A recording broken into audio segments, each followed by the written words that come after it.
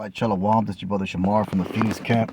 With that being said, I want to give all honor, glory, and praise to Yahweh, Bahashem, Yahweh Shai, Bahashem Kakadash, double honors to the elders of Great Millstone, and peace and salutations to the brothers that are doing this work in truth and sincerity. We jump right into lessons in Matthew 8, and we'll start at verse 14. It says, when Yahweh Shai was coming to Peter's house, he saw his wife's mother laid and sick of a fever. And he touched her hand, and the fever left her, and she arose and ministered unto them. When the evening was come, they brought unto him many that were possessed with devils. Let's get the word devils. Demons. And he cast out the spirits with his word, and healed all that were sick. So Yahweh Shai, who is the Son of the Most High, he had the power to cast out demons and to heal sicknesses and diseases. You know, the apostles always get into the word disease, you know, which basically your body's not at ease. You know, there's a malfunction inside of your physical body, which causes a disease, or causes some kind of something not to work, man, properly. You know, and that's part of the curses of Egypt, man. That's part of the curses of Deuteronomy, the 28th chapter. You know, the Lord said that he was going to bring the curses of Egypt upon us. Egypt meaning here in this bondage, Babylon, America. If you look at the so-called black Latino Native American, you see that he has the poorest health of all the nations. The Edomites have better health care and better health and better ways of taking care of themselves than you Jake do. You know, you Jake, you so-called black Latino Native American, you're fed garbage. And you like it. The bad diet, the sugary foods, the beer, the malt liquor, the what do you call it? The rot gut. You know, just ask Gad about that. Gad was taken away by alcoholism, man. He's prone to being alcoholic. These are all diseases. These are all demons, man. You know, and that's why the scripture is talking about a new man. When you come into this faith, you're supposed to cast all those things away from you, you know? And it's supposed to be an improvement upon yourself. Because why would the new man be in the same condition as the old man? So it calls for a total rehaul of everything. Your mental well-being, your diet, your health. That's all most important, your spiritual condition. But that's all part of being a new man. You know, you got to ask yourself the question, why would the new man still have the same physical problems as the old man did? Because he's still doing things that the old man does. You know, so this is a whole man renewal. And it's through this word we get understanding. You know, the Apocrypha talks about herbs for healing. You know, you read in the book of Daniel about what's it called? I'm gonna go ahead and get it. The account of Daniel where he refused the king's meat or the rich and dainty food. So I'm just gonna start at verse 8. It said, but Daniel purposed in his heart that he would not defile himself with a portion of the king's meat, you know, which most likely was pork, and even other unhealthy things, nor with the wine which he drank. Therefore he requested of the prince of the eunuchs that he may not defile himself, because it was unlawful. You know, it's most likely sacrificed or to demons and false gods, to devils. And now Yahweh brought Daniel in favor and tender love with the prince of the eunuchs. And that's another thing too, man. The Most High will give you favor in the sight of your enemies for your advantage. That's why the book of Proverbs says that when a man's ways please the Lord, he makes even his enemies be at peace with him. That's a part of the hedge of protection that's given to men that fear the Lord. And the prince of the eunuchs said unto Daniel, I fear my lord the king, who has appointed your meat and your drink. For why should see your, because he's responsible for feeding them. For why should he see your faces worse like it than to show you know which are your sort? Then shall you make me endanger my head to the king. Then said Daniel to Melzer, whom the prince of the eunuchs had set over Daniel, Hananiah, Mishael, and Azariah, prove thy servants, I beseech thee, 10 days, and let them give us pulse to eat and water to drink. And the word pulse is going to vegetables. And we're coming into the time of the Passover, where after the Passover ceremony, you have the week of unleavened bread, where you're not supposed to eat anything that has leaven in it. You're not supposed to eat bread or anything that has leaven or beer or things like of that nature.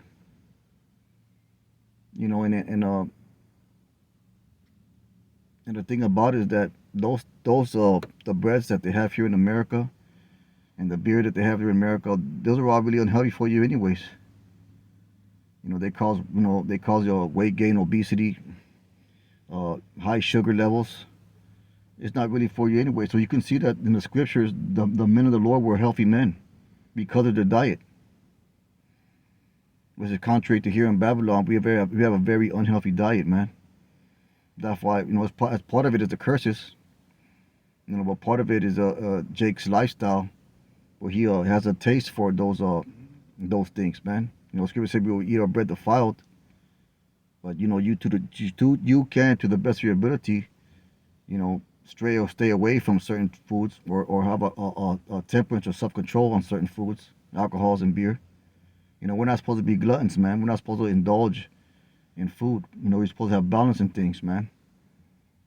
And the reason that I'm bringing up this account, because like I said, in the time of the Passover, you restrict your diet in the form of bread and beer and things of that nature which have leaven in it, which is not a very hard thing to do. It's easy not to do something, just don't do it. But the thing about Jake, he's so once you realize you have a craving for bread, and you understand that we're in hell. When you give up something and you have a craving for it, you understand that these foods have chemicals that cause you to be addicted to them. That's why these fast food places, they're always packed, man, because there's chemicals in the food that cause addiction. That there's been studies about that. But the point of the lesson is that the Lord required that we have a clean diet. That's why there's dietary laws. You're not just supposed to eat whatever the hell you want, like the other nations do. There's got to be temperance. The scripture speak about temperance and things. And that's one of the reasons why other gabar, the elders, they're always going to the hellfish all the time. They're always going to juicing and eating certain things. Eating taking certain supplements. So that's that they are set up as an example to the flock. So when the elders of Israel, when they speak about these things, it's for us to benefit from, because they're speaking through the spirit and power of Yahweh Shem Yahushai. So that's just something to consider in your walk, man. Your diet as well. Your diet. You take a good close look at it, man. Ask yourself if you're being overindulgent in any one thing.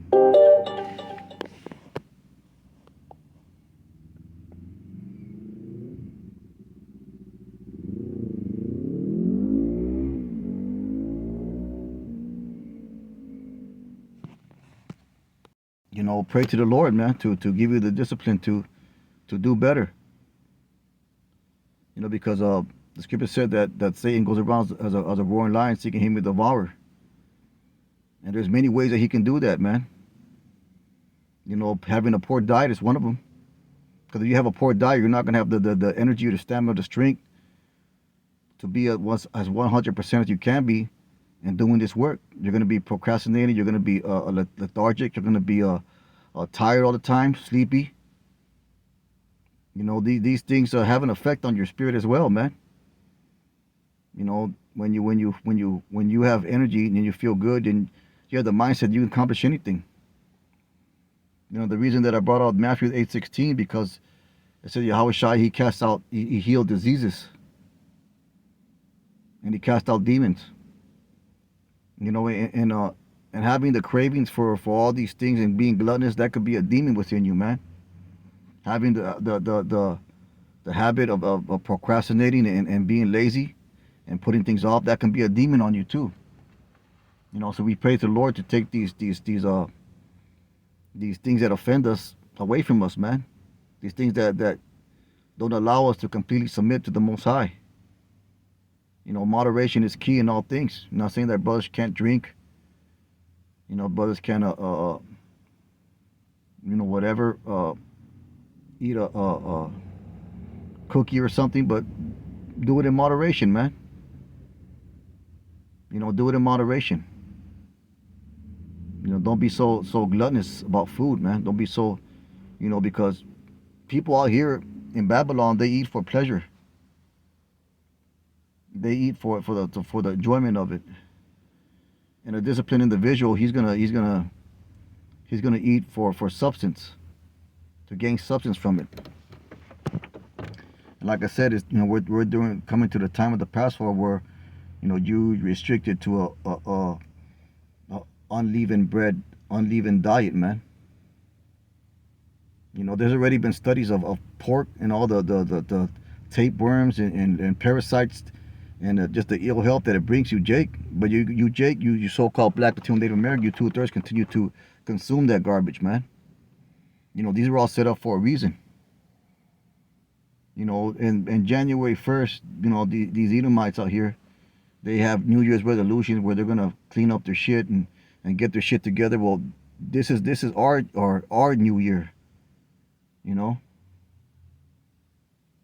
So during the time of the Passover, to the time where you pray for something, we'll pray for brothers first and foremost. Pray for your family members, and pray for a more disciplined spirit to build yourself up as a whole man, a new man, in the eyes of the Most High. But this is a real quick lesson, meditating upon Jake's poor diet out here, because you see that a lot, man. We have to examine ourselves as well. So the sodas and the rich foods and all the dainties. You gotta use that in moderation. I remember one of the Apostle Bar was telling a story where he was visiting a group of brothers. I forgot what state, and the brothers went back to one of the other brothers' apartment or house, and they ordered some Domino's or a takeout pizza or something like that, and other Gabar rebuked them for that, man, and made him a healthy meal. So see, that's an example of the elders. And when I heard that, that made me consider, hey, maybe we gotta really watch, what we're doing, man. But with that being said, man, real quick lesson, few quick scriptures. Most I wouldn't hope was edifying. Was that I want to give all honor, glory, and praise to Yahweh Shem Yahushai. Kahalal Yahweh Shem Yahushai. Let's keep on pushing. Shalom.